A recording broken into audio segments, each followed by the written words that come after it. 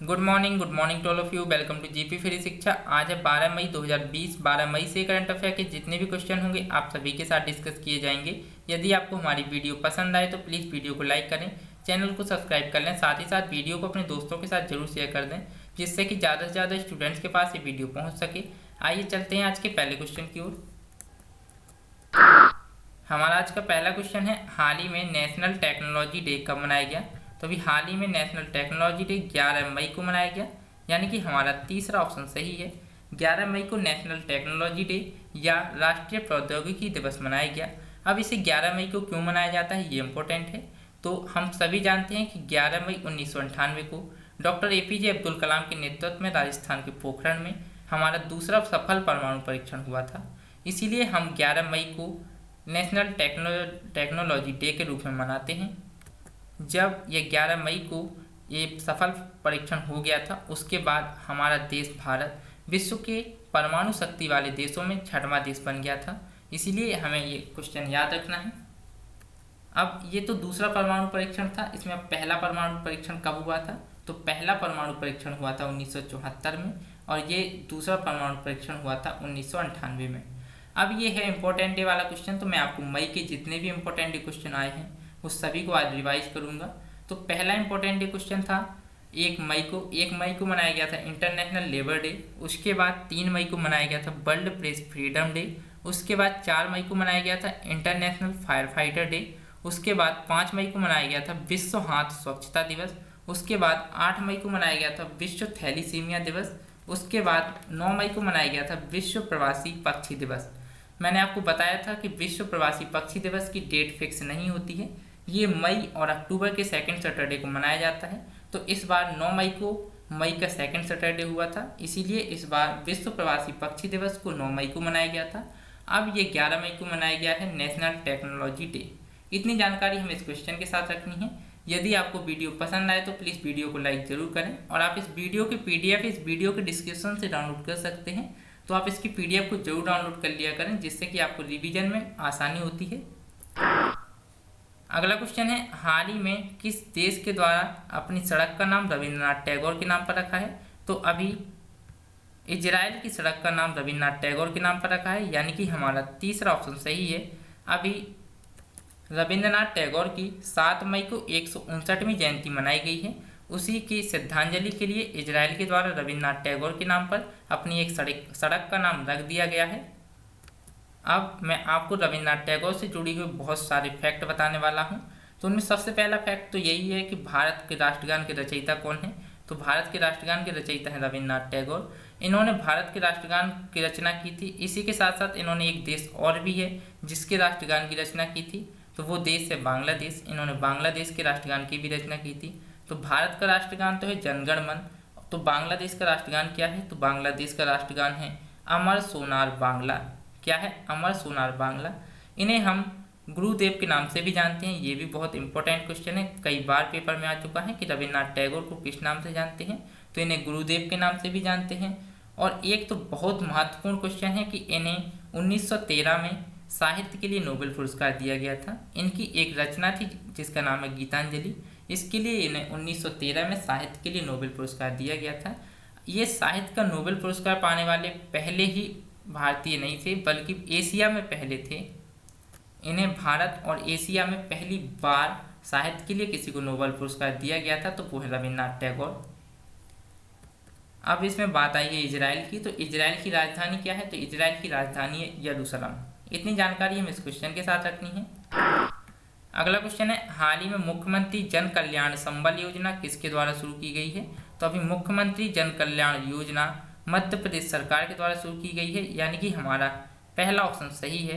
अब मध्य प्रदेश सरकार के द्वारा इस मुख्यमंत्री जन कल्याण संबल योजना को शुरू किया गया है। तो मध्य प्रदेश की राजधानी क्या है? तो मध्य प्रदेश की राजधानी है भोपाल और यहाँ के चीफ मिनिस्टर हैं शिवराज सिंह चौहान और यहाँ के राज्यपाल हैं लालजी टंडन। इतनी जानकारी हमें इस क्वेश्चन के साथ रखनी है। हमारा आज का अगला क्वेश्चन है, हाल ही में मिशन सागर किसने शुरू किया है? तो अभी हाल ही में मिशन सागर भारत सरकार के द्वारा शुरू किया गया है। अब इसे क्यों शुरू किया गया है ये इम्पोर्टेंट है। तो पूर्वी हिंद महासागर के जितने भी देश हैं उन सभी में आवश्यक वस्तुओं की पहुंचाने के लिए इस मिशन सागर को शुरू किया गया है। अब उन आवश्यक वस्तुओं में जैसे कि मेडिसिन और खाद्य पदार्थ, इन सभी को पहुंचाने के लिए अभी भारत सरकार के द्वारा इस मिशन सागर को शुरू किया गया है। अब पूर्वी हिंद महासागर के वो कौन कौन से देश हैं जिनके लिए इस मिशन सागर को शुरू किया गया है, तो वो देश हैं मालदीव, मॉरिशस, सेशेल्स, मेडागास्कर और कोमोरोस। कौन कौन से हैं? मालदीव, मॉरिशस, सेशेल्स, मेडागास्कर और कोमोरोस। ये 5 देश हैं जो कि पूर्वी हिंद महासागर में आते हैं। इन्हें आवश्यक खाद्य पदार्थ और दवाइयों के लिए पहुंचाने के लिए मिशन सागर शुरू किया गया है। अब इस मिशन सागर में सागर का फुल फॉर्म इम्पोर्टेंट है, तो इसमें सागर का फुल फॉर्म क्या है? तो इसमें सागर का फुल फॉर्म है security and growth for all in the region. क्या है? Security and growth for all in the region.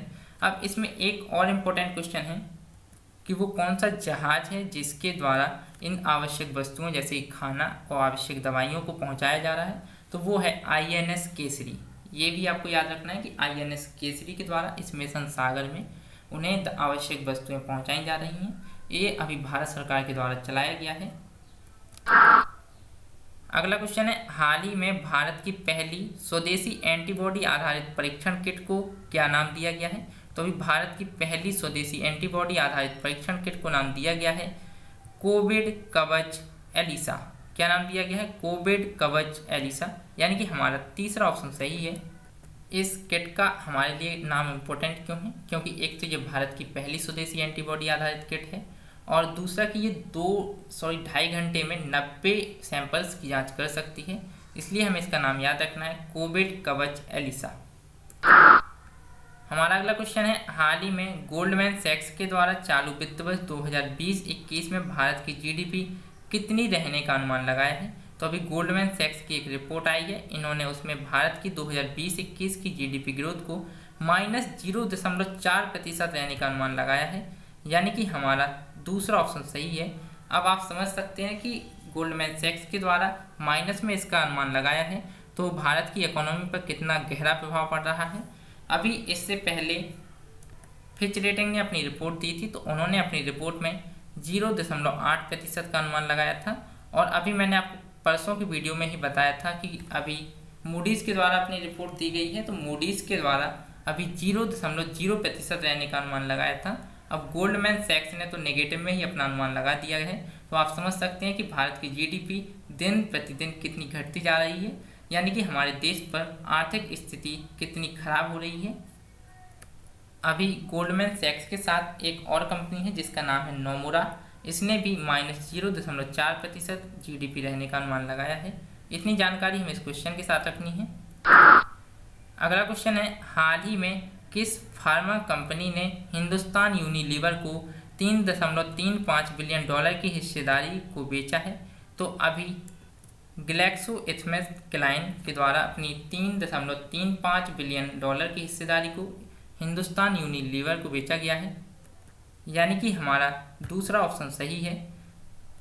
अब ग्लैक्सोस्मिथक्लाइन के द्वारा हिंदुस्तान यूनिलीवर को $3.35 बिलियन की हिस्सेदारी को बेचा है। यदि इसे परसेंट में पूछा जाए तो इसका 5.7% की हिस्सेदारी को इन्होंने हिंदुस्तान लीवर को बेचा है। इतनी जानकारी हमें इस क्वेश्चन के साथ रखनी है।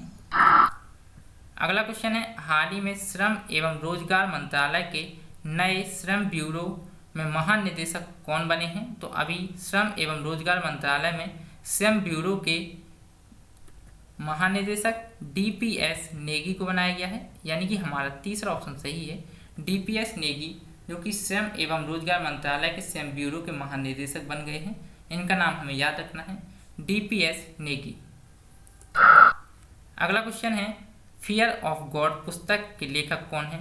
तो अभी एक नई पुस्तक जिसका विमोचन हुआ है फियर ऑफ गॉड, इसके लेखक हैं बोमदेवरा चंदबदन। क्या है? बोमदेवरा चंदबदन, यानी कि हमारा तीसरा ऑप्शन सही है। इन्हीं के द्वारा इस फियर ऑफ गॉड पुस्तक को लिखा गया है, इनका नाम हमें याद रखना है। अगला क्वेश्चन है, हाल ही में हरिशंकर वासुदेव का निधन हुआ है, वह कौन थे? तो अभी हाल ही में हरिशंकर वासुदेव का निधन हुआ है। ये प्रसिद्ध इतिहासकार थे, यानी कि हमारा पहला ऑप्शन सही है। ये इनका भी हाल ही में निधन हो गया है। ये प्रसिद्ध इतिहासकार थे। रूसी और एशियाई इतिहासकारों में इनका बहुत फेमस नाम था, इसलिए हमें इनका नाम याद रखना है रविंद्र शंकर वासुदेव। हमारे आज के करंट अफेयर के क्वेश्चन यहीं पर पूरे होते हैं। यदि आपको वीडियो पसंद आए तो प्लीज़ वीडियो को लाइक ज़रूर करें, साथ ही साथ आप इस चैनल को सब्सक्राइब कर लें और बेल आइकन भी दबा लें, जिससे कि वीडियो की नोटिफिकेशन सबसे पहले आपके पास हो।